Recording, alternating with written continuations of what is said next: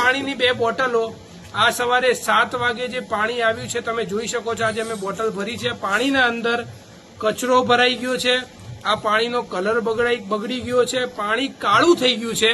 અને આ પરિસ્થિતિ છે અમદાવાદની। વિકાસની વાતો કરો છો, વિશ્વગુરુની વાતો કરો છો, આજ અમદાવાદમાંથી મુખ્યમંત્રી આવે છે, આજ અમદાવાદમાંથી ભાજપના પ્રદેશ પ્રમુખ આવે છે, તેમ છતાં આજે અમદાવાદમાં પીવાનું પાણી પણ સાફ નથી મળી રહ્યું। આજે હું તમને બતાવવા માંગીશ, આવો અહીંયા જે પાણી ભર્યું છે ટાંકાની અંદર, આ તમે પાણીની અંદર હાલત જુઓ।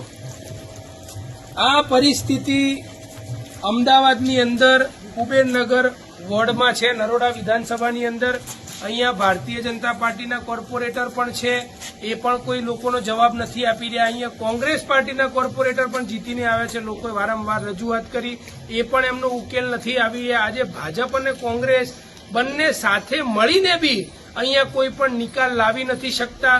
આજે અમે અહીંયાથી એક રજૂઆત કરવા માટે આવ્યા છીએ કે આજે આ સરકારને અમે વિનંતી કરીએ છીએ કે આમ આદમી પાર્ટી વતી કે જો આનો નિકાલ હવે તાત્કાલિક ધોરણે નહીં આવે તો આજે આ જ બોટલ ભરીને પાણી લઈને અમે મેયરના ઘરે જઈશું અને મેયરને કહીશું કે આ પાણી તમે પીને બતાવો। ભાજપના નેતાઓ સાફ પાણી પીવે, ભાજપના નેતાઓ ચોખ્ખું પાણી પીવે, હજારો રૂપિયાની બોટલો લઈને આલ્કલાઇન વોટર પીતા હોય, પરંતુ અમદાવાદની જનતાને આ કાળું, દૂષિત અને કચરાવાળું પાણી પીવાનું, આ કેવો વિકાસ છે?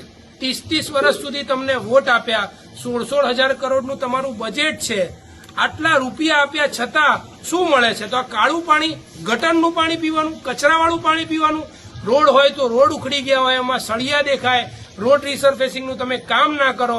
આમ આદમી પાર્ટીના નેતાઓ ત્યાં જાય